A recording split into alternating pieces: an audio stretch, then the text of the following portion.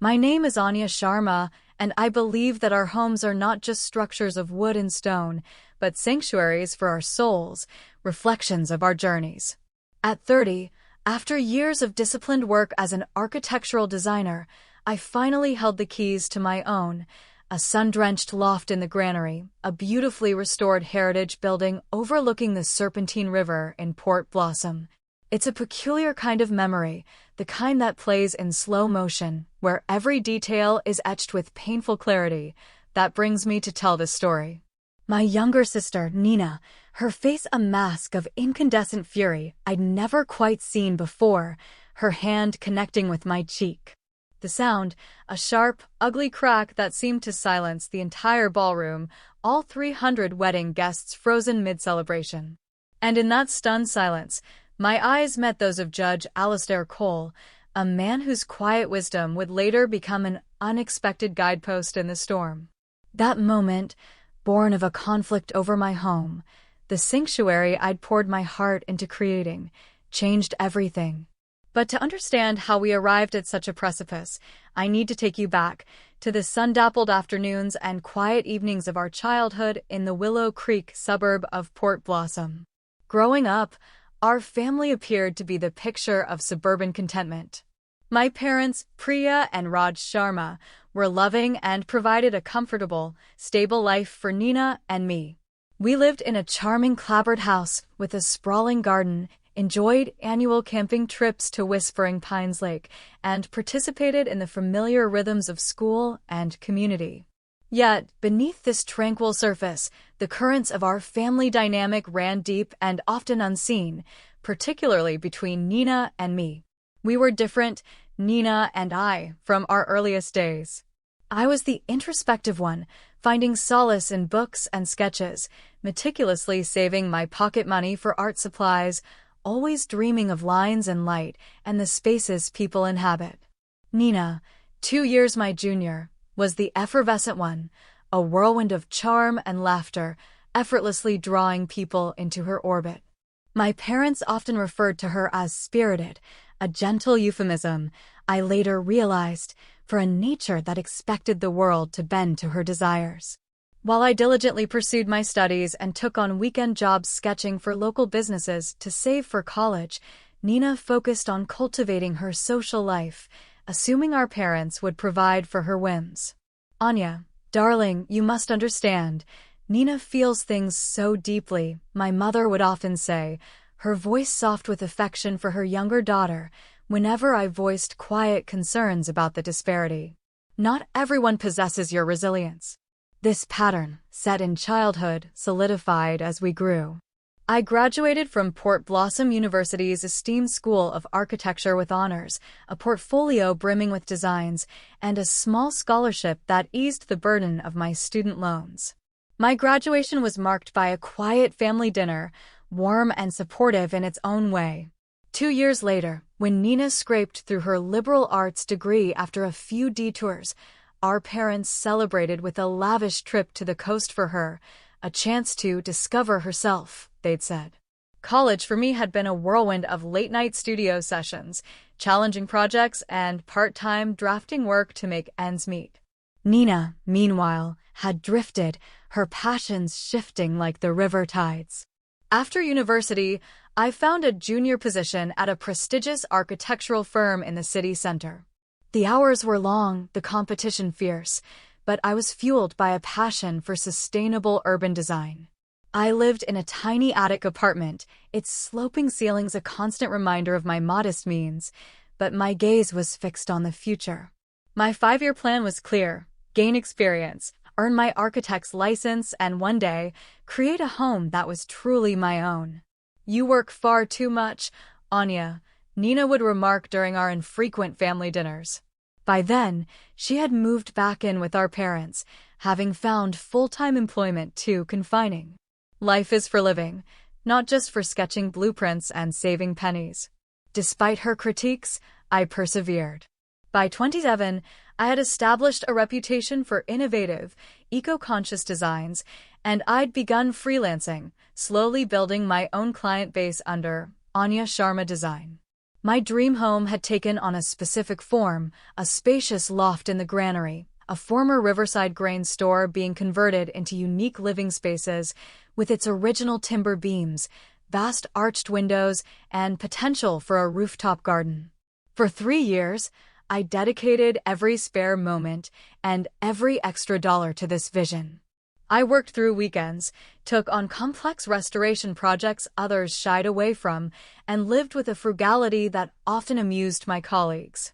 Vacations were postponed, new clothes were a rarity, and meals were simple and home-cooked. Each sacrifice was a brushstroke on the canvas of my dream. A subtle, disquieting pattern began to emerge, one that, in hindsight, was a prelude to the storm. As my modest success grew, so did Nina's expectations of my generosity. "Ellie, could I borrow that lovely silk scarf you found at the artisan market? Just for tonight."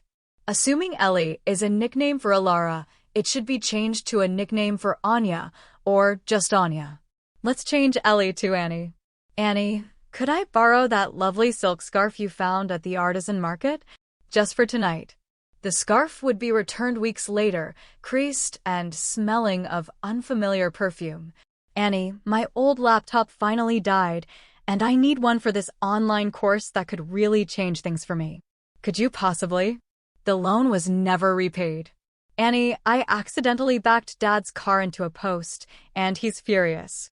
Can I use your little runabout for a few days?" My car would come back with the fuel gauge on empty and a new, mysterious rattle. Still, the joy of finally achieving my goal overshadowed these ripples of unease. At 29, after a tense negotiation where I stretched my carefully saved deposit to its limit, I signed the papers for my loft at the granary. It was over 2,000 square feet of raw, beautiful space, with exposed brick, soaring ceilings, and those magnificent windows drinking in the light and the river views. The mortgage was significant, a daunting commitment, but I had planned meticulously. This was my haven, my testament to years of quiet diligence. When I hosted a small gathering to celebrate, mostly with friends and a few supportive colleagues, Nina's first comment wasn't one of congratulations. "Well, isn't this grand?" she'd murmured, her fingers trailing across the cool, reclaimed maple of what would become my kitchen island. "Some people have all the luck." By then, Nina had floated through a series of short-lived jobs, a boutique assistant, a cafe barista, a gallery attendant, none holding her interest for more than a few months. Our parents continued to cushion her, covering her phone bills and car insurance, despite her being 27. The following year brought an unexpected turn. Nina met Julian Kent. They encountered each other at a charity art auction she'd attended, using a ticket I'd passed on to her. Julian, with his tailored suits and confident air, hailed from a family with established Port Blossom connections and worked in investment management. Within 6 months, they were engaged. "He's simply wonderful, Anya," my mother enthused during a family dinner to announce the news. "So polished, and his family is very well regarded." I was, truly, happy for my sister. Julian seemed genuinely fond of her, and I hoped this relationship would offer her the stability and direction she seemed to crave. As she flashed her antique-style sapphire engagement ring, I tried to ignore the small, cynical voice that questioned how someone who professed to value experiences over things could be so captivated by such an extravagant jewel. I couldn't have known then that this engagement would set in motion a series of events culminating in that shocking, public moment at their wedding, when my sister's hand would strike my face, witnessed by so many, including a quiet family court judge who would later play such an unexpected role in untangling the threads of our family drama. The transformation in Nina was swift. The sister who had once playfully mocked the wedding industry machine became singularly focused on orchestrating a flawless, utterly memorable celebration. As her chosen maid of honor, a role I accepted with a blend of sisterly affection and private apprehension, I was given a front-row seat to the unfolding production. The reception venue at the Glass Pavilion alone is nearly 30,000, Nina announced casually over artisanal coffees during our first official wedding planning meeting, as if discussing the price of a scone. But Julian says we deserve nothing but the best. I recall the way my tea seemed to lodge in my throat. That's a significant sum, Nina. Are Julian's parents helping with the expenses?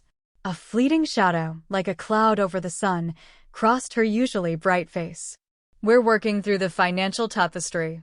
Julian mentioned some of his portfolios are a bit static at the moment, but he's assured me it's all perfectly manageable. This was the first gentle tremor, the first hint that Julian's financial landscape might not be as solid as his polished exterior suggested, but I dismissed it. Wealthy families, I reasoned, sometimes navigated complex cash flows. As the months unspooled towards the wedding date, Nina's expectations of my time and resources grew exponentially. My phone chimed constantly with texts about bridesmaid dress fittings, a specific shade of dove gray she'd seen in a magazine, floral consultations for exotic, out-of-season blooms, and cake tastings for confections that cost more than my monthly grocery budget. When I gently explained that a crucial client presentation for a new community arts center made it impossible for me to attend an urgent meeting with a calligrapher specializing in hand-lettered gold leaf invitations, Nina's voice quavered with tears. You've always put your work before family, Anya. This is the most important day of my life, and you can't even find a few hours for me. My closest friend, Chloe, became my confidant during this period. We'd met during our university days, sharing a love for art history and late-night study sessions, and had remained kindred spirits despite her move to a different city for her curatorial career. Our weekly video calls were a lifeline.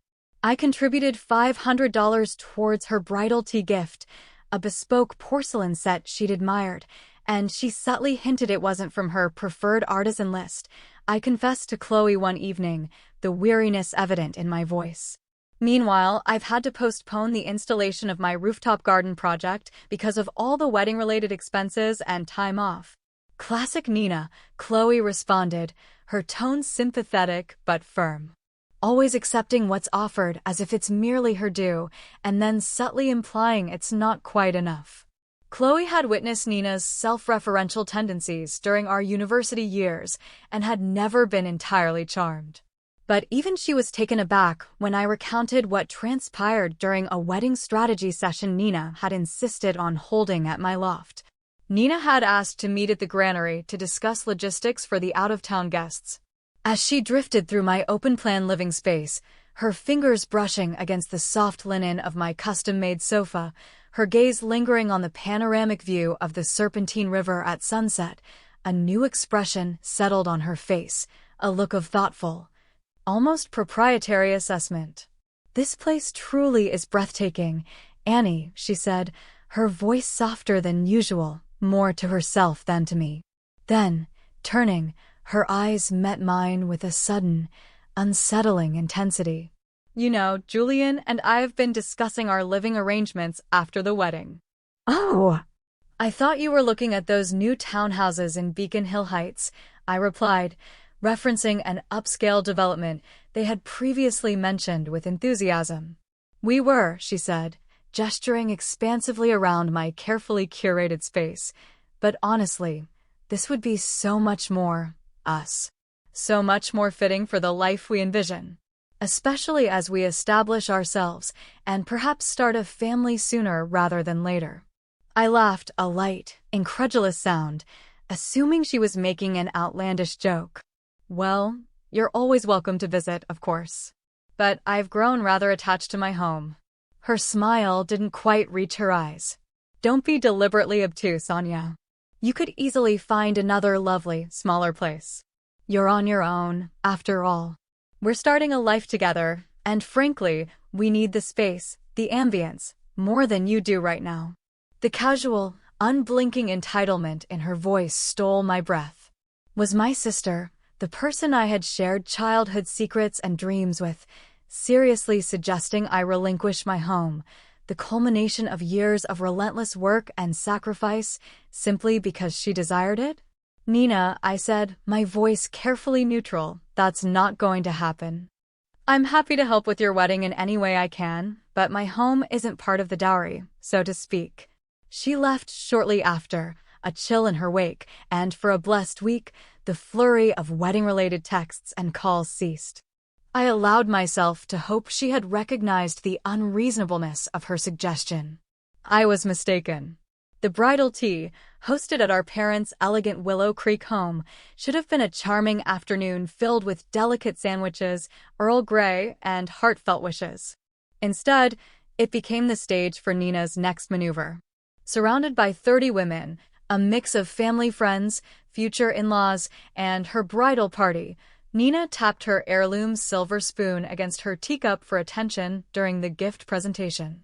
Before I open these incredibly thoughtful gifts, she announced, her smile radiant, Julian and I have some wonderful news to share. After our honeymoon in Tuscany, we'll be settling into Anya's magnificent loft at the granary. She so generously offered it to us as we search for our own forever home. A wave of delighted murmurs and applause swept through the room. All eyes turned to me, expectant, anticipating my confirmation of this grand, selfless gesture. I felt the blood drain from my face. There seems to be a slight misunderstanding, I said, my voice surprisingly steady in the sudden hush. While I wish Nina and Julian every happiness, I haven't offered my home to anyone. The air in the sunlit drawing room thickened with an awkward silence. Nina's smile faltered, then hardened. Don't be so modest, darling sister, she said, her voice tight, a sharp edge beneath the sweetness. We discussed it, remember? We did discuss your suggestion, Nina, I corrected gently but firmly. And I explained at that time that my home isn't available. The warmth of the afternoon never quite returned after that deeply uncomfortable exchange. Guests made polite, hurried conversation, and my mother soon drew me into the kitchen, her expression a mixture of distress and disapproval. Why must you always be so difficult, Anya? She whispered, her voice strained. You know how important image is to Nina, especially now, with Julian's family. I'm not being difficult, Mother, I replied, feeling a familiar ache of frustration. I'm simply stating that I'm not giving away my home. Why is that so hard for everyone to accept? Because family supports family, Anya. You've always been so fortunate, so capable. Would it truly be such a hardship for you to make this one sacrifice for your sister's happiness? Her words, meant to guilt, instead struck a spark of bewildered anger. Fortunate? Capable?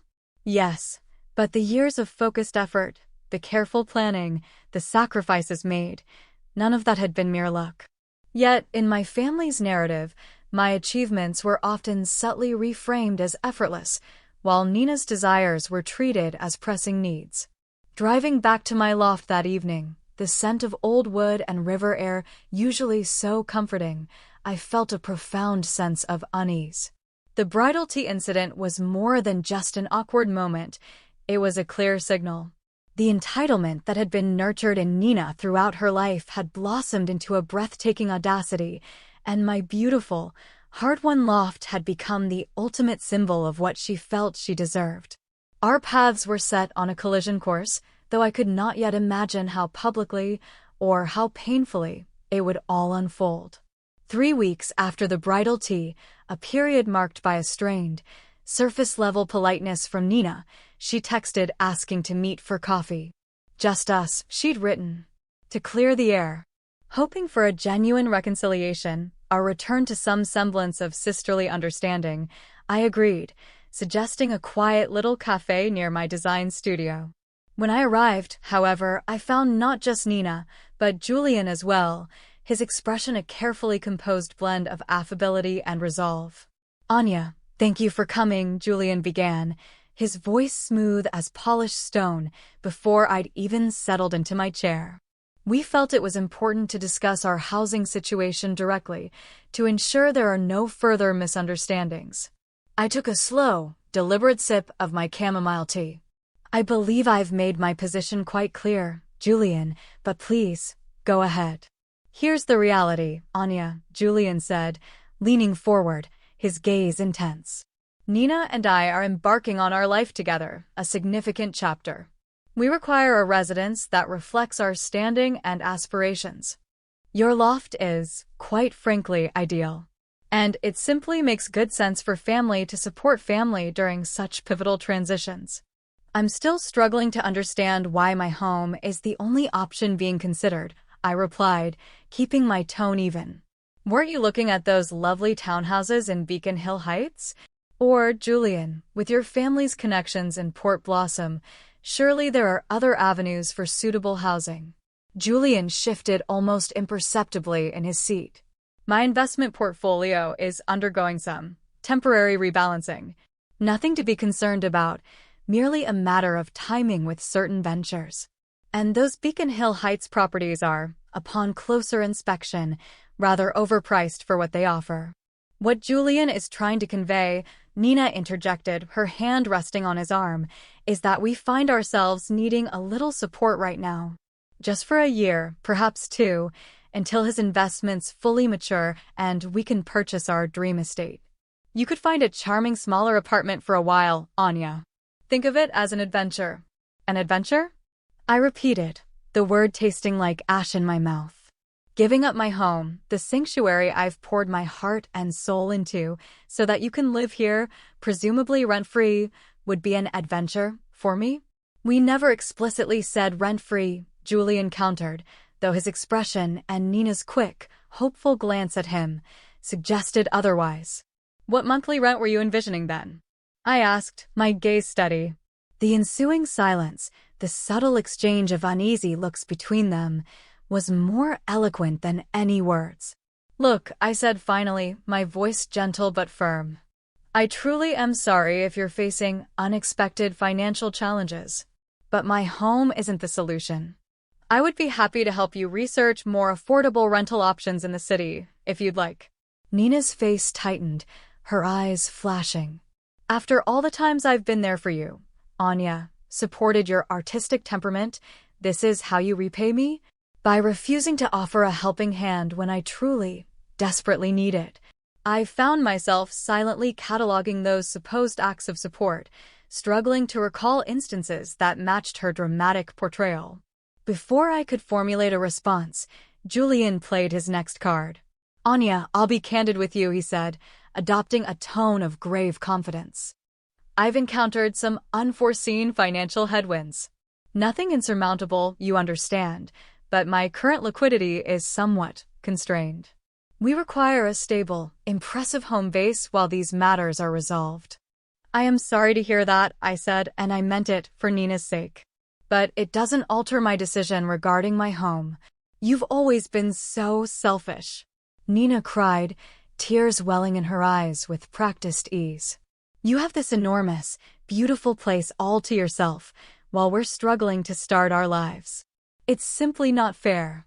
The conversation devolved from there, a painful litany of accusations centered on my supposed selfishness, my lack of familial devotion, my hoarding of space and comfort.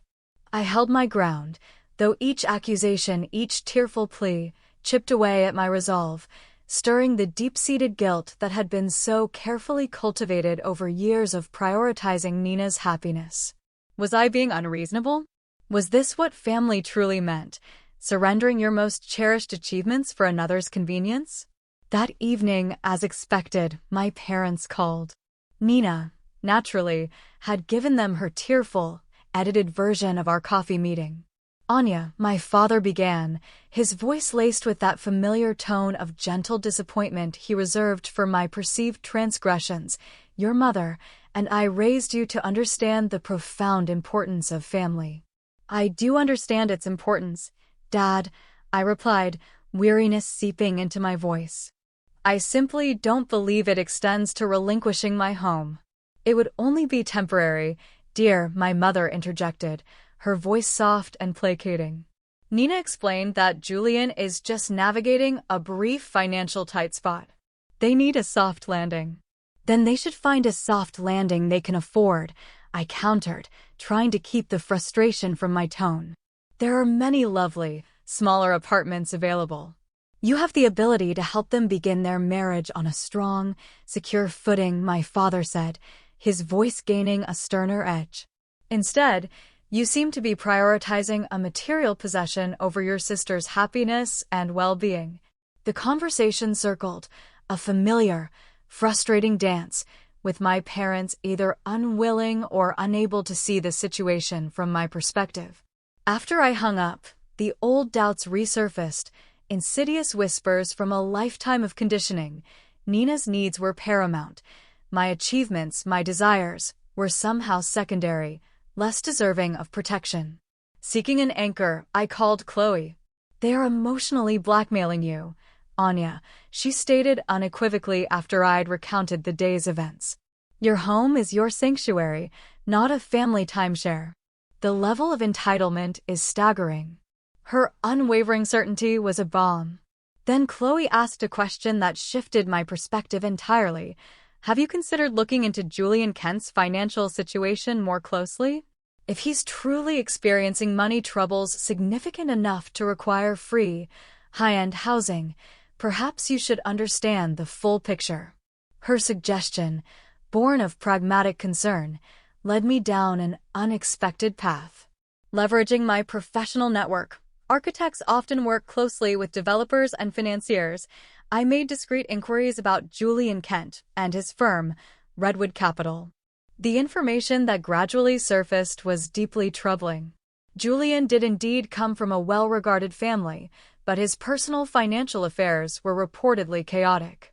Whispers of unpaid creditors, high-risk speculative investments that had soured, and, most alarmingly, rumors of significant gambling debts began to paint a picture starkly different from the polished image he projected. The successful, astute investment manager was, it seemed, largely a carefully constructed facade, propped up by family reputation and dwindling charm. His financial headwinds were looking more like a perfect storm. Armed with this unsettling knowledge, my resolve hardened. This was no longer just about protecting my home. It was about avoiding entanglement in a potentially ruinous financial quagmire. Around this time, I reconnected with Ethan Reed, a talented landscape architect I'd collaborated with on a community garden project a few years prior. We'd met for coffee to discuss a potential new joint venture, a green rooftop initiative for a city building, and the conversation naturally drifted to more personal matters. I found myself confiding in him about the escalating drama with Nina and Julian. Boundaries aren't selfish, Anya, Ethan said, his gaze direct and kind. They're fundamental to healthy relationships. Your sister's wedding, however important to her, doesn't give anyone the right to dismantle your life. His straightforward, empathetic support was a refreshing contrast to the complicated emotional landscape of my family. We began to spend more time together, sharing meals, discussing design philosophies, and exploring Port Blossom's hidden corners. His balanced perspective became a quiet anchor during the increasingly turbulent weeks leading up to the wedding. The pre-wedding festivities provided further flashpoints. Nina had envisioned a lavish weekend getaway to a wine spa retreat for her bachelorette party, with her 6 bridesmaids expected to cover not only their individual costs, but also a significant portion of hers.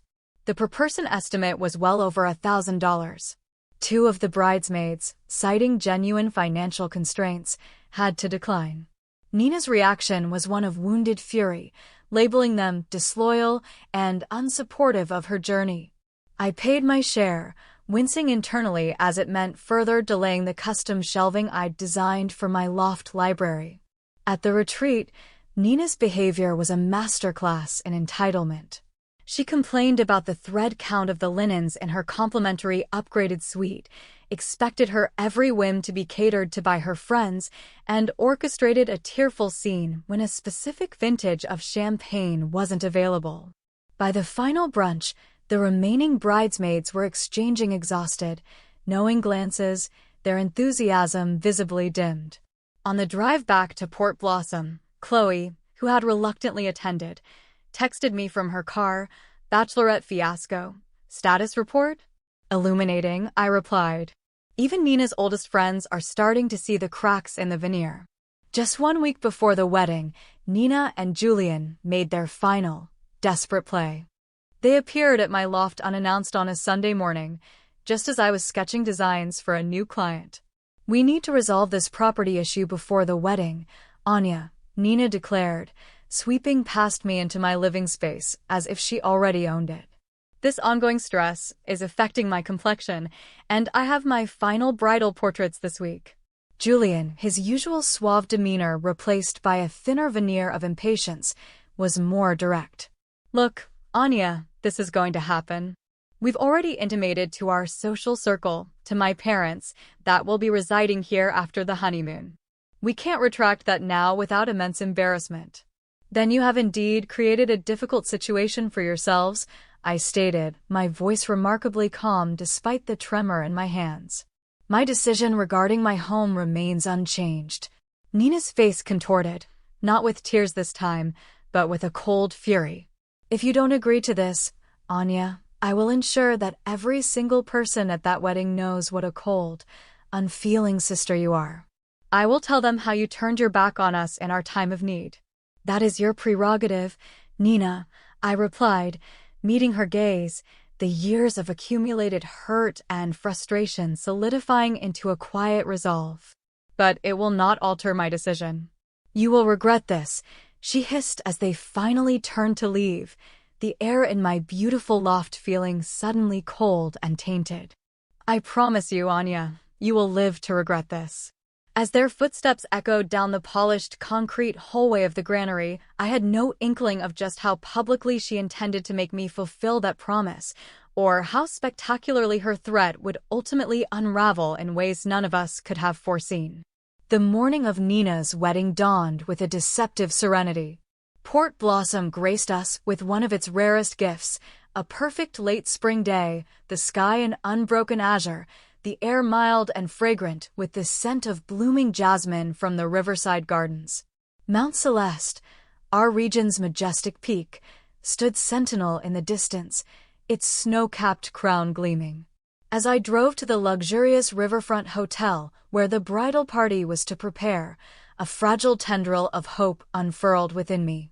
Perhaps, I thought, caught in the genuine joy and excitement of her wedding day, Nina might choose to lay down her arms, even temporarily.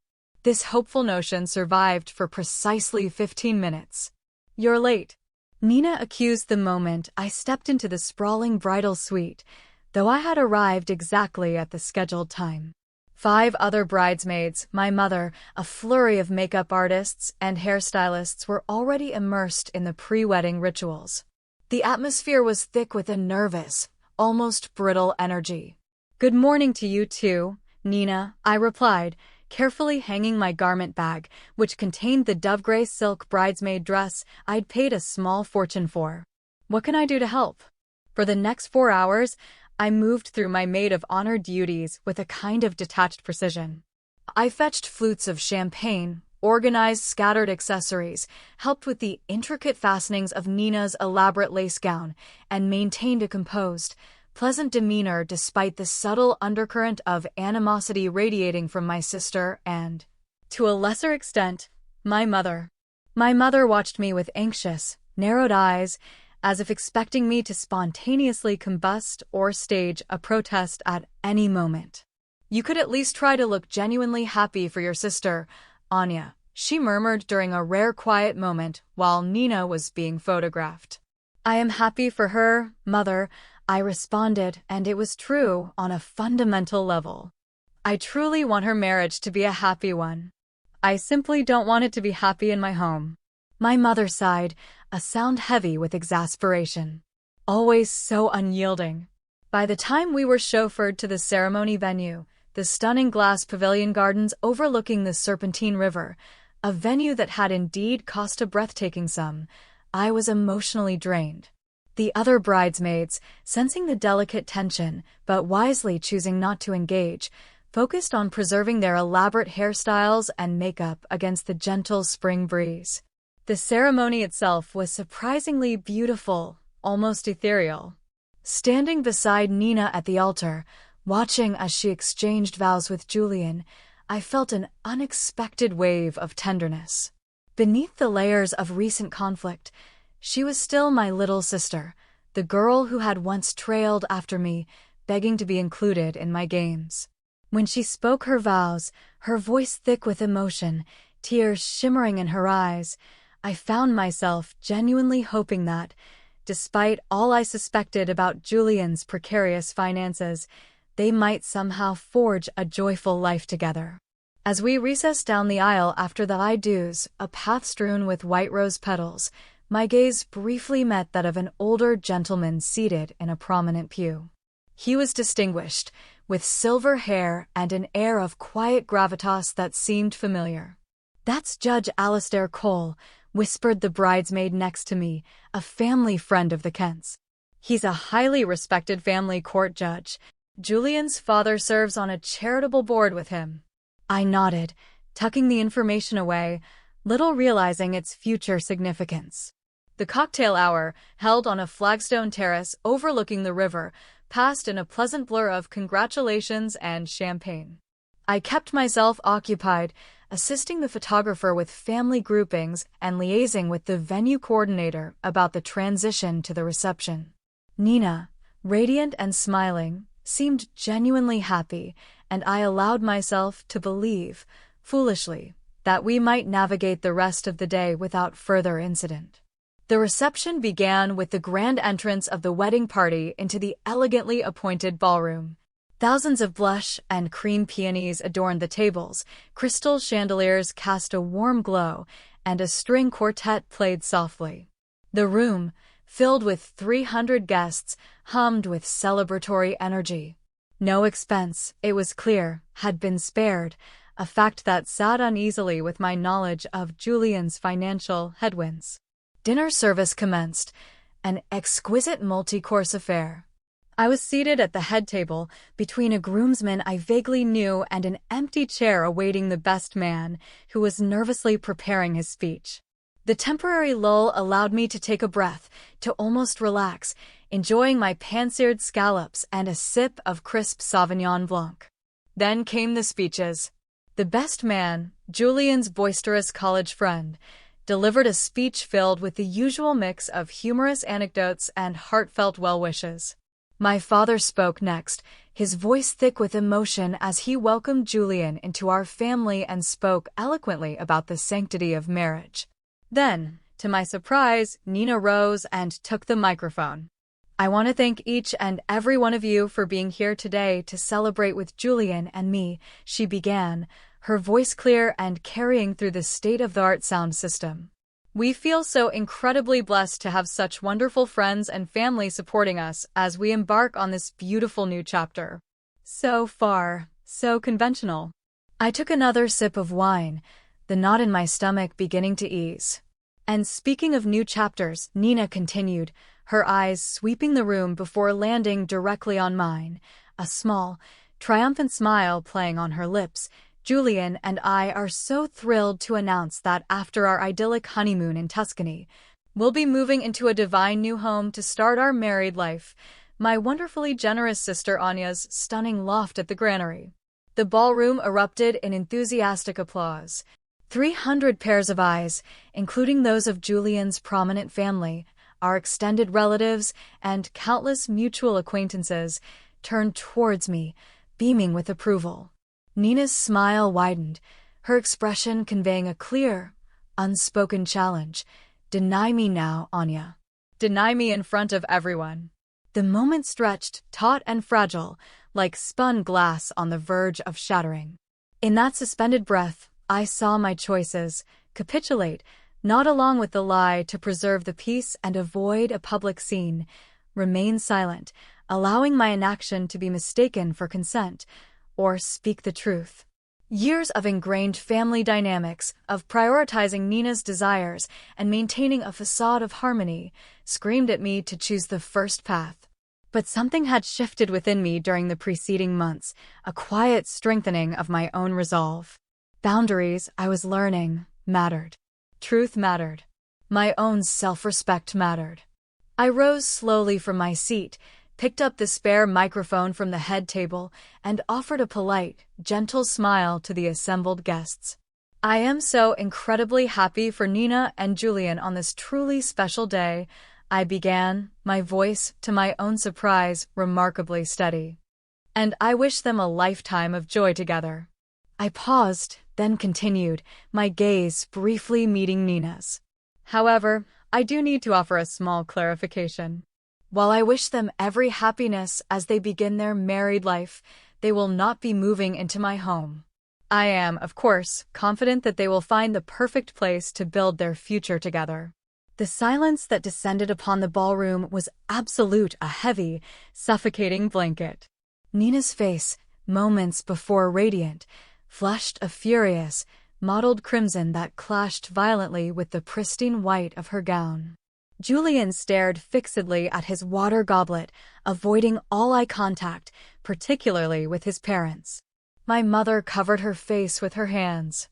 Then, with a speed that was utterly shocking, Nina lunged towards me and slapped me, hard, across the face. The crack of her palm against my cheek reverberated through the silent room.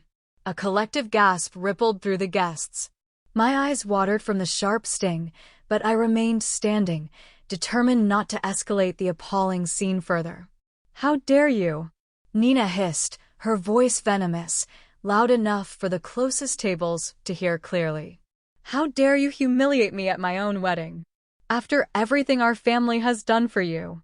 Without uttering another word, I placed the microphone carefully back on the table, picked up my small evening clutch, and with as much dignity as I could muster, turned and walked through the stunned, silent crowd towards the ballroom exit. No one moved to stop me. As I passed the various tables, my gaze inadvertently met that of Judge Alastair Cole. He was watching me, his expression unreadable but intensely focused. Once outside, the cool spring evening air felt like a balm on my burning cheek. The city lights twinkled along the Serpentine River, a picture of serene beauty in stark contrast to the ugliness I had just endured. As I waited for the rideshare I'd summoned, the tears finally came, not tears of physical pain, though my cheek throbbed, but tears of profound sorrow, of public humiliation, and the devastating realization that my relationship with my sister, already so fractured, might now be irrevocably broken. What I couldn't know in that moment was that the slap, delivered in view of 300 witnesses, including a distinguished family court judge, would set in motion a chain of consequences that neither Nina nor Julian could have ever anticipated. The morning after the wedding, I awoke in my loft to a barrage of notifications, 52 text messages, and 23 missed calls. They were a cacophony of voices, some from extended family expressing outrage at my unfathomable cruelty and public sabotage of Nina's special day, others offering awkward, hesitant words of concern. None were from Nina or Julian, who, I presumed, had departed for their 2-week Tuscan honeymoon, a lavish trip, I would later learn, largely underwritten by Julian's increasingly uneasy parents. I spent the day cocooned in my sanctuary, the blinds drawn against the bright port blossom sun, oscillating between waves of tears and a numb, hollow ache. The faint bruise on my cheek was already fading, but the emotional wound felt raw and deep. For the first time in my professional life, I called my small team at Anya Sharma Design and told them I was unwell, unable to face the demands of work, the scrutiny of clients. Chloe called that evening, her voice a blend of disbelief and anger. Mutual friends who had attended the wedding had relayed the shocking events. "She actually hit you, Anya? In front of everyone, at her own wedding. It's just a terrible family mess, Chloe," I sighed, the words feeling inadequate to describe the depth of the rupture. "No, Anya," Chloe insisted, her tone firm. "That's not family mess. That's assault. You could file a police report, you know." The thought, amidst the emotional turmoil, hadn't even crossed my mind. In the complex ecosystem of our family, Nina's emotional outbursts had always been reframed, excused as passion or sensitivity, never as actions with real-world, potentially legal, consequences. I just want it all to be over, I whispered. Maybe when they get back from Italy, things will have calmed down. But there was to be no calm, no quiet resolution. 3 days after the wedding, while Nina and Julian were presumably exploring Tuscan vineyards, the head of security for the granary lofts called me. Miss Sharma, he began, his voice professionally concerned, we had an incident this morning. A young couple, identifying themselves as your sister and brother-in-law, attempted to gain access to your unit. They claimed they had your permission to move some belongings in ahead of taking up residence. A cold dread seeped into me. Did you authorize anyone to access your loft, Miss Sharma? Absolutely not, I replied, my voice shaking slightly. That's what we ascertained. They became quite insistent, claiming a misunderstanding on our part. We've documented the entire exchange, including CCTV footage, should you require it. I thanked him, my mind reeling. The audacity was breathtaking. I immediately called a trusted locksmith and arranged for my locks to be changed that very afternoon. Despite the granary's excellent security, this overt attempt to physically occupy my space, to disregard my explicit refusal, felt like a significant escalation. That evening, an email appeared in my inbox from an unfamiliar address, a cold, judicial@portblossomcourts.gov. The subject line read simply, regarding the recent Kent Sharma wedding. Judge Alistair Cole. He expressed his concern about the incident he had witnessed, writing with a compassion that surprised me. As someone who has, over many years, presided over numerous complex family disputes, he wrote, I recognized several distressing patterns in the interaction. While it would be improper for me to offer specific legal advice in my judicial capacity, I would strongly encourage you to meticulously document all related incidents and perhaps consider consulting with an attorney regarding protective measures available to you. His thoughtful, unsolicited advice was the catalyst I needed. The following day, I scheduled a consultation with Ms. Lena Petrova, a highly recommended lawyer specializing in family law and personal protection orders. As I recounted the story, presenting the security footage of Nina and Julian attempting to enter my loft, and sharing screenshots of increasingly agitated and demanding texts they'd sent before the wedding, and one particularly unpleasant voicemail left by Julian from the airport, full of veiled threats about making things difficult for me if I didn't see reason, Ms. Petrova listened intently. Miss Sharma, she said when I had finished, her gaze both empathetic and professional, you unequivocally have grounds for a protective order. The public physical assault, corroborated by numerous witnesses, followed by this unauthorized attempt to access your residence, establishes a clear and concerning pattern of behavior. But will involving the law? Will it just make everything irreparably worse? I asked, the ingrained desire for family harmony, however dysfunctional, still warring with my need for safety and peace. Anya, Ms. Petrova said gently, using my first name for the first time, family members who respect and value you do not physically assault you in public, nor do they attempt to seize your home through intimidation and deception. This isn't about seeking punishment. It's about establishing firm, legally enforceable boundaries to protect your safety and your property. While Ms. Petrova and her team began preparing the necessary documentation, the situation continued to escalate. My parents arrived unannounced at my design studio, bypassing my assistant and creating a hushed, uncomfortable scene in front of my small team and a visiting client. Anya, how could you even consider this? My mother demanded, her voice trembling with a mixture of anger and distress as I ushered them quickly into my private office. Taking legal action against your own sister? It's unthinkable. What has gotten into you? My father stood beside her, his expression one of profound disappointment, his silence somehow more damning than my mother's outburst. Mother, Dad, I began, taking a deep, steadying breath. Nina physically assaulted me in front of 300 people. Then, she and Julian attempted to force their way into my home. What, precisely, would you have me do? She was overwrought. It was her wedding day, for heaven's sake, my mother exclaimed. And they weren't forcing their way anywhere. Julian explained they were simply hoping to leave some of their larger wedding gifts securely at your place before they left for their honeymoon, as they assumed you'd eventually come around. The blatant rewriting of events, the Nina-centric narrative, was as familiar as it was infuriating. The security footage and the staff statements clearly show them arguing, insisting they had permission to move in, I stated, my voice devoid of emotion. That is not dropping off gifts. Julian has assured us it was all a dreadful misunderstanding, a communication breakdown. My father finally spoke, his tone pleading for me to accept this version. The only misunderstanding, I replied, my gaze meeting his, is their persistent belief that they are entitled to my home and can achieve that through any means necessary. And now they've escalated their tactics. My parents left, not in anger this time, but in a state of bewildered distress, murmuring about my intransigence and how I was tearing the family apart. That evening, I received calls from 2 aunts and an uncle, each expressing their dismay at my decision to sue poor Nina, a dramatic distortion of the protective order application. As Nina and Julian's Tuscan idyll neared its end, the stakes were raised yet again. An email from Julian landed in my inbox, its tone a bizarre blend of condescension, threat, and feigned magnanimity.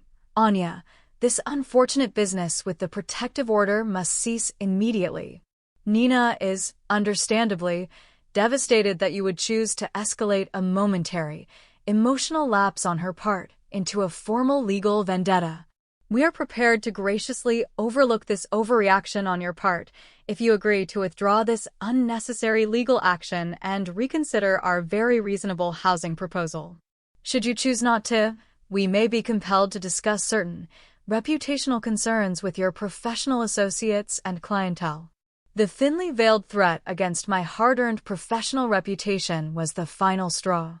It extinguished any lingering hesitation. I immediately forwarded the email to Ms. Petrova, who added it to the growing file of evidence. 2 days before Nina and Julian were scheduled to return to Port Blossom, Judge Cole contacted me again, this time through Ms. Petrova, with information that sent a chill down my spine. In my official capacity, he had communicated, I have become aware of certain other matters concerning Mr. Julian Kent that may bear relevance. While I have, of course, recused myself from any direct involvement in your protective order hearing given my status as a witness, I felt it ethically important to ensure your counsel was apprised that Mr. Kent is currently the subject of a significant investigation by the State Financial Regulatory Authority regarding irregularities in client fund management at his former firm, Redwood Capital. This information, while shocking, aligned with the disquieting rumors I had unearthed earlier and added a new, far more sinister dimension to their desperate pursuit of my loft. It seemed plausible that Julian was seeking a no-cost, high-status residence not just out of entitlement, but perhaps out of a desperate need to maintain appearances while his financial world crumbled and potential legal consequences loomed. When I shared this latest development with Chloe, and with Ethan, whose quiet support had become increasingly important to me, they both voiced the same grave concern. This had moved far beyond a mere family dispute over property. Anya, if they were to somehow gain access and establish residency in your loft, Ethan pointed out, his brow furrowed with concern, and then Julian were to be formally charged with financial crimes, your property, your primary asset, could potentially become entangled in complex legal proceedings, forfeiture claims, or liens. The protective order hearing was scheduled for the day following Nina and Julian's return. As I prepared with Ms. Petrova, reviewing our meticulously assembled evidence, calmly rehearsing my testimony, a strange sense of quiet resolve settled over me, displacing the anxiety that had been my constant companion for weeks. For the first time in our shared history, Nina's actions, and now Julian's, would be examined in a neutral forum, subject to scrutiny and consequences that no amount of family influence or emotional manipulation could deflect. The stage was set for a confrontation unlike any our family had ever experienced, one that would unfold not across a polished dining table or within the gilded confines of a wedding ballroom, but in the sober, impartial setting of a court of law. The Port Blossom County Courthouse, a grand edifice of granite and glass, stands on a rise overlooking the older part of the city, its modernist lines intended to convey transparency and justice.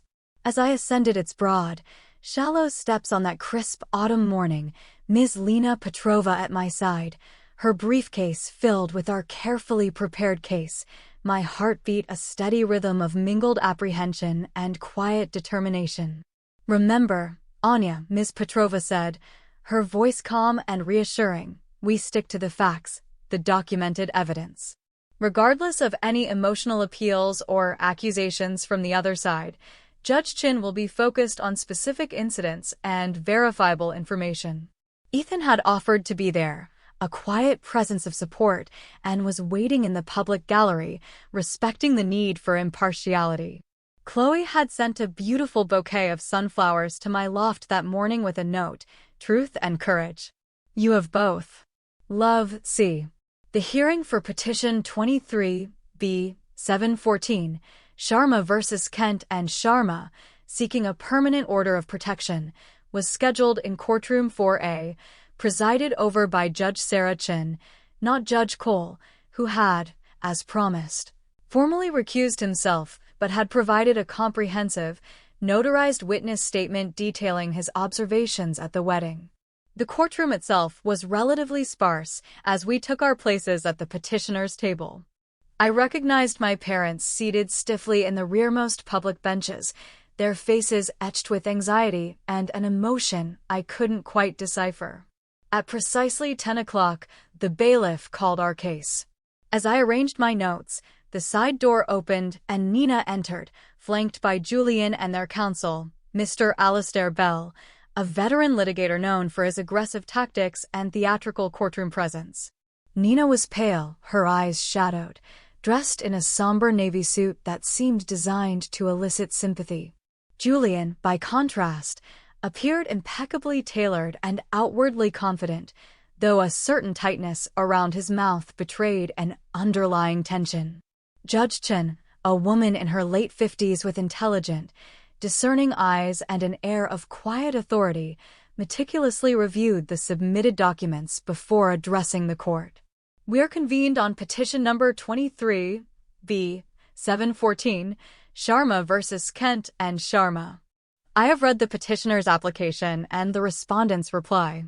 Ms. Petrova, you may proceed with your client's case."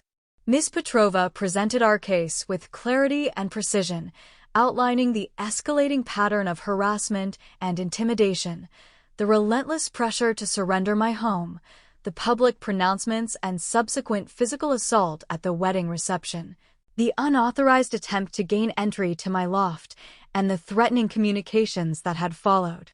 "Your Honor," Ms. Petrova stated, "we have submitted CCTV footage from Ms. Sharma's residential building, the Granary Lofts, clearly showing the respondents, Mr. Kent and Ms. Nina Sharma, attempting to gain access to Ms. Anya Sharma's private residence without her knowledge or permission, and further, stating to building security personnel that they had her explicit permission to move in. We have also submitted corroborating statements from the security staff." Judge Chin watched the brief, silent footage intently, her expression unreadable. When the clip concluded, she looked up, her gaze shifting to Nina and Julian. "Mr. Bell," she addressed their attorney, "your client's response to these specific allegations?" Mr. Bell rose with practiced ease. "Your Honor, this is, at its heart, an unfortunate and deeply regrettable family misunderstanding, amplified by heightened emotions and misinterpretations. Ms. Nina Sharma's actions at her wedding, while certainly impulsive and for which she is profoundly remorseful, were an isolated emotional response during an extraordinarily stressful and public moment. They do not, we contend, indicate any ongoing threat to Ms. Anya Sharma. As for the visit to the granary, my clients were merely attempting to arrange for the secure delivery of some cumbersome wedding gifts prior to their honeymoon, believing, perhaps naively, that familial goodwill would prevail. There was no intent to trespass or seize property, as has been so dramatically alleged. Nina nodded at this, dabbing at her eyes with a lace-trimmed handkerchief. And the communications from your clients explicitly demanding that Ms. Anya Sharma vacate her home for their use? Judge Chin inquired, her gaze unwavering. Earnest, perhaps overzealous, discussions amongst family members about how best to support the newlyweds as they embark on their life together, Your Honor, Mr. Bell replied smoothly. Misconstrued by Ms. Anya Sharma as demands, perhaps, but certainly not intended as threats or coercion. Judge Chun then turned to me. Ms. Sharma, please describe, in your own words, the incident that occurred at your sister's wedding reception. Taking a deep breath, I recounted the events precisely as they had transpired. Nina's unexpected public announcement, my quiet and polite correction of her misstatement, and the shocking, painful slap that followed. I spoke calmly, focusing on the facts, just as Ms. Petrova had advised. And prior to this incident, Ms. Sharma, the judge continued, had you clearly and unequivocally communicated to your sister and to Mr. Kent that they did not have your permission to reside in your home? Yes, Your Honor, on multiple occasions, both verbally and in writing. Ms. Petrova has submitted copies of text messages and emails documenting these communications. My lawyer presented the evidence, along with Judge Alastair Cole's detailed witness statement. Judge Chin reviewed each item with careful attention before turning her gaze to Nina. Ms. Nina Sharma, she asked, her voice neutral, did you, in fact, strike your sister, Ms. Anya Sharma, at your wedding reception on May 17th of this year? Nina's composure seemed to fray. It wasn't a malicious act, Your Honor. I was overwrought. She had just publicly contradicted and humiliated me, on my wedding day, in front of everyone I know. That does not directly answer my question, Ms. Sharma, Judge Chun pressed gently but firmly. Did you physically strike your sister? Yes, Nina admitted, her voice barely a whisper, but it was a momentary lapse, a reaction. Not a threat. And subsequent to this event, did you and Mr. Kent attempt to access Ms. Anya Sharma's residence without her explicit permission? Julian shifted uncomfortably beside her. Their attorney quickly intervened.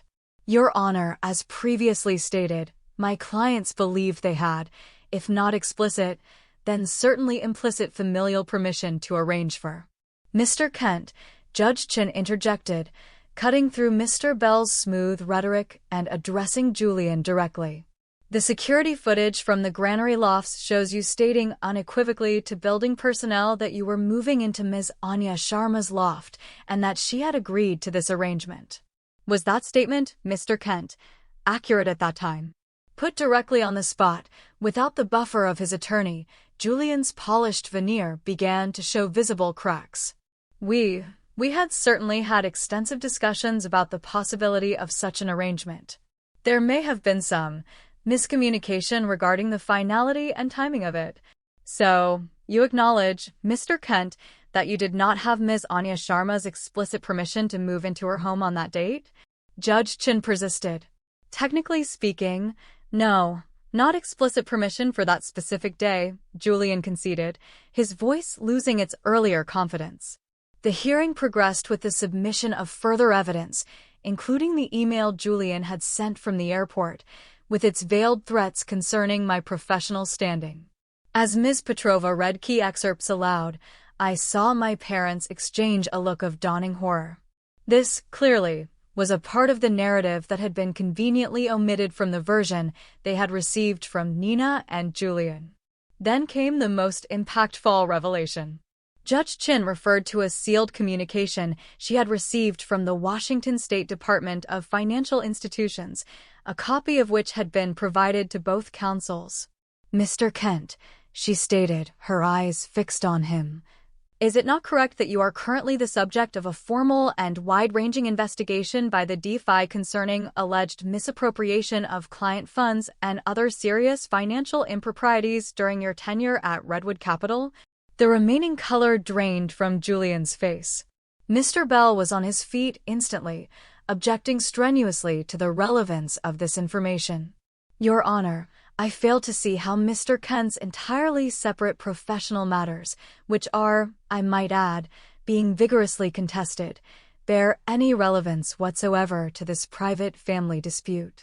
The relevance, Mr. Bell, Judge Chin replied, her voice calm but steel-edged, lies in establishing a potential pattern of deceptive behavior and, more critically, a possible urgent financial motive for the respondent's aggressive and persistent attempts to secure Ms. Anya Sharma's residence at no cost, particularly in light of Mr. Kent's documented threatening communication regarding Ms. Sharma's professional reputation if she did not comply. Mr. Kent, you will answer the question.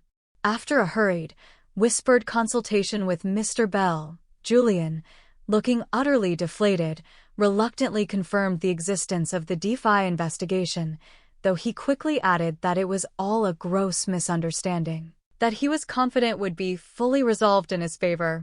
By the time closing arguments were delivered, the atmosphere in courtroom 4A had undergone a profound transformation.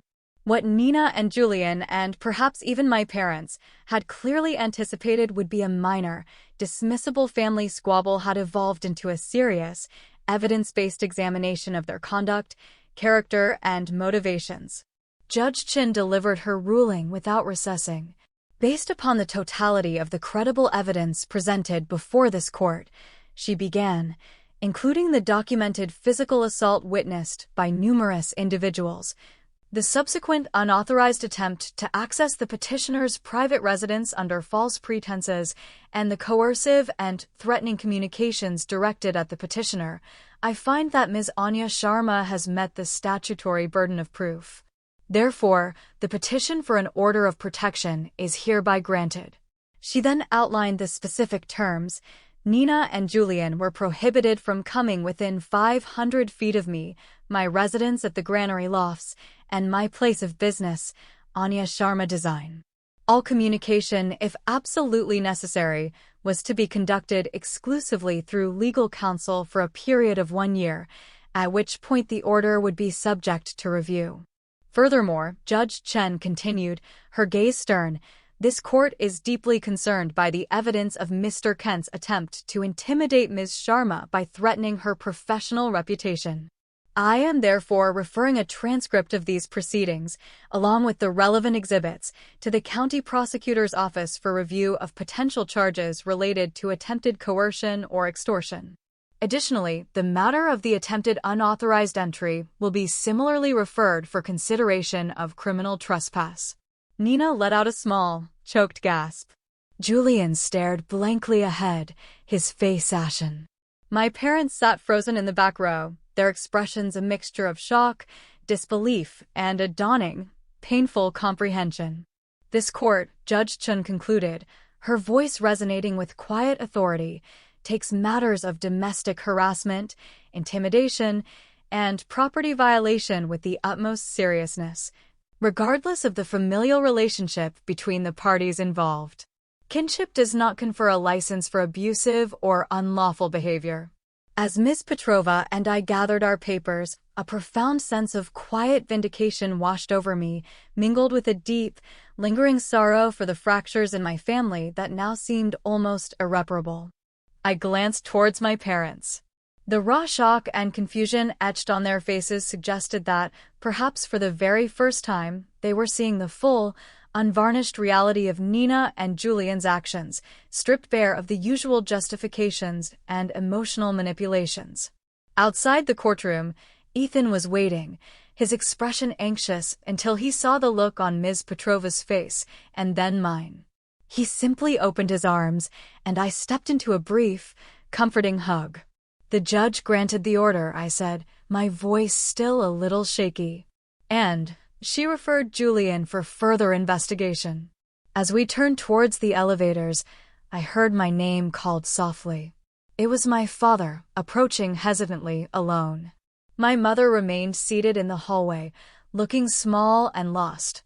Anya, he began, his voice rough with emotion, then he stopped, struggling for words. The things that were said in there, About Julian, the DeFi investigation, the threats to your business. We had no idea. There's a great deal you didn't know, Dad, I replied, not unkindly, but with a weariness that spoke volumes. Perhaps because you never truly asked or never truly listened when I tried to tell you. You assumed I was the one creating the problem. He had no answer to that quiet truth. After a long, painful moment, he simply nodded, his eyes filled with a new, unwelcome understanding. Your mother and we need to process all of this, he said, before turning slowly back towards the courtroom where Nina and her attorney were still conferring. It wasn't an apology, not yet, nor was it a full acknowledgement of their role in enabling the years of entitlement. But it felt like the first fissure in a wall of denial, the first possibility of a different kind of seeing. Walking out of the courthouse into the crisp autumn air of Port Blossom, I felt not a sense of triumph, but a complex tapestry of relief, sadness, and a surprising, quiet strength. The truth, in all its painful complexity, had finally been brought into the light. And with that illumination came the daunting, yet hopeful, prospect of rebuilding.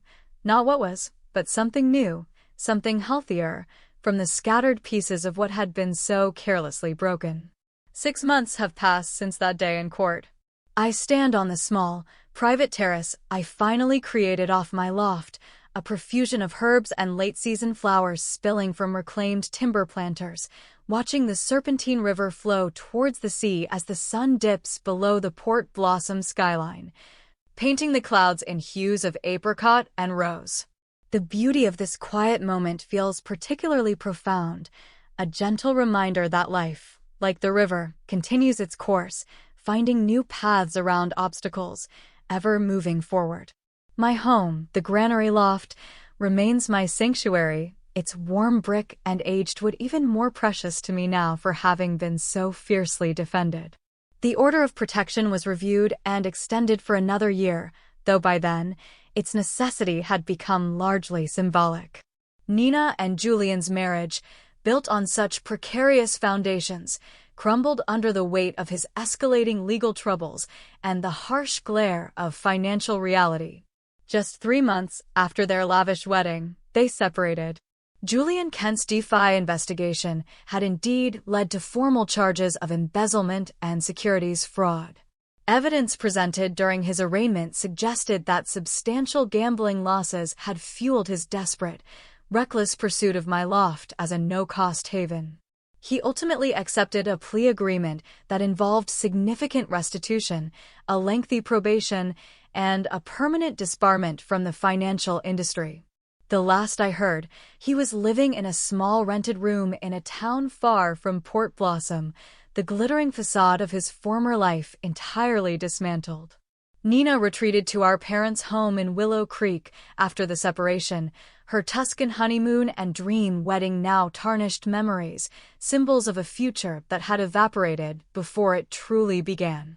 We have not spoken directly since that day in the courthouse, though my mother, during our now regular, albeit still sometimes strained, weekly video calls, offers brief, carefully curated updates. She's finding it very difficult, Anya, my mother said recently, her voice tinged with a familiar maternal anxiety. The divorce, the public humiliation of Julian's trial, having to start over at her age, she's seeing a therapist, which I suppose is a good thing. I do understand it's difficult for her, Mom, I replied gently. But hardship, however profound, doesn't excuse or erase the choices she made, the harm she caused. There was a pause, longer than usual, before my mother responded, her voice softer, more reflective than I'd heard it in years. No, Anya, she conceded quietly. No, it doesn't. That small, simple acknowledgement felt like a significant milestone, a sign that my parents were slowly, painfully, beginning to recalibrate their understanding of accountability, of the difference between support and enablement. My own journey of healing has been a gradual unfolding. The initial maelstrom of shock, anger, and betrayal has slowly given way to a quieter, more contemplative space. Therapy has been an invaluable guide, helping me to understand the deeply ingrained family patterns, my own role in perpetuating them by consistently prioritizing peacekeeping over self-preservation, and the crucial importance of establishing and maintaining healthy boundaries. Chloe, my dear friend, has remained a steadfast anchor, her clear-sighted wisdom a constant source of strength.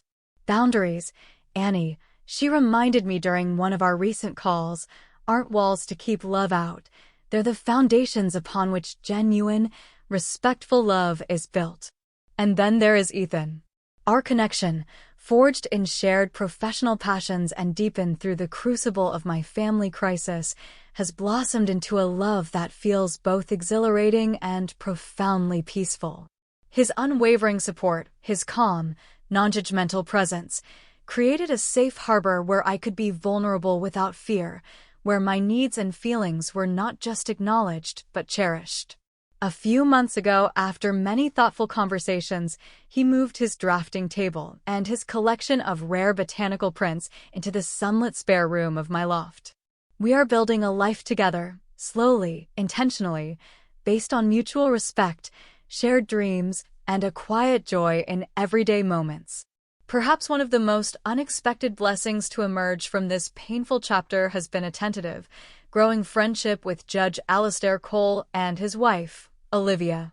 After all legal matters were formally concluded, they invited me for a simple supper at their home. Over a meal of garden vegetables and good conversation, Judge Cole shared that witnessing the events at Nina's wedding had resonated deeply, stirring memories of complex dynamics within his own extended family many years ago.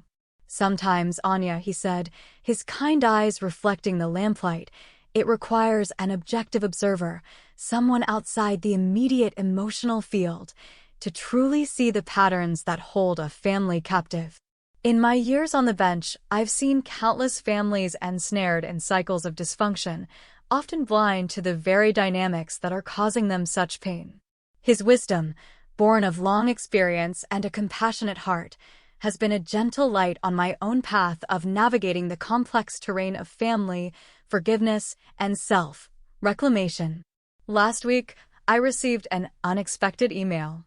It was from Nina. The first direct communication since the court order had been modified to allow for electronic contact should both parties consent. The message was brief, almost hesitant. Anya, I've been doing a lot of work in therapy, trying to understand my part in everything that happened. I'm not asking for anything, and I know I have a long way to go.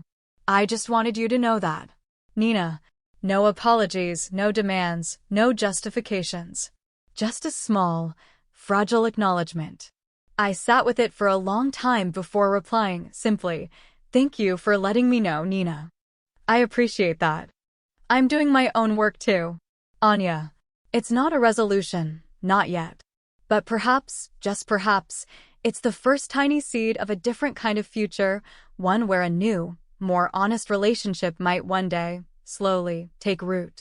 As the last vestiges of sunset fade from the port blossom sky and the city lights begin to twinkle like fallen stars along the riverbank, Ethan joins me on the terrace, handing me a glass of my favorite Pinot Noir. Lost in thought, he asks, his smile warm as he wraps an arm around my shoulders. Just reflecting, I reply, leaning into his strength. Reflecting on how much can change, how much we can grow, when we finally find the courage to stand firm in our own truth. It felt like an ending at the time, that day at the wedding, but now I see it was a necessary, painful, and ultimately liberating beginning. To new beginnings, then, Ethan murmurs, touching his glass to mine. And to the strength it takes to create them. The gentle chime of my phone interrupts the quiet moment. A text message from my father. Anya, your mother and I were wondering if you and Ethan might be free for a simple dinner at our place next week.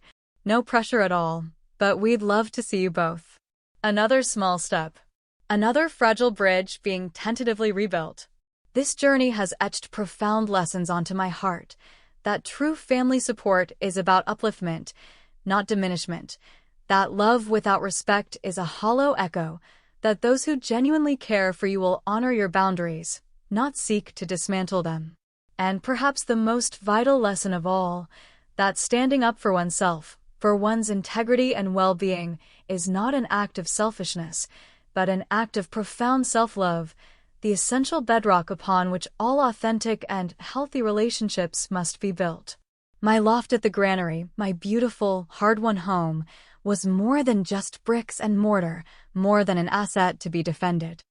It was and is a tangible symbol of my journey, my resilience, my right to create and inhabit a life of my own choosing. In protecting it, I discovered I was protecting something far more precious, my own spirit, my self-respect, and the quiet, unshakable knowledge that I am worthy of peace, happiness, and relationships grounded in mutual honor. As the first stars begin to appear in the darkening velvet sky, I feel a sense of gratitude, not for the pain endured, but for the clarity and strength forged within it. The sister whose actions once brought such public humiliation and private sorrow had, in a strange and unforeseen way, gifted me the catalyst I needed to break free from the shadows of the past and step into the authentic light of my own life. Have you ever found yourself in a position where you needed to set difficult, perhaps painful, boundaries with loved ones who struggled to respect what was rightfully yours, be it your home, your time, or your peace of mind? How did you navigate that challenging path, and what lessons did you carry forward? I invite you to share your own reflections and experiences in the comments below. If my story has resonated with you, and if you're interested in exploring more narratives about personal growth, resilience, and the art of building a fulfilling life on your own terms, please consider liking this story and subscribing for more. Thank you for walking with me on this part of my journey. May it offer a measure of courage and hope if you find yourself facing similar passages in your own life.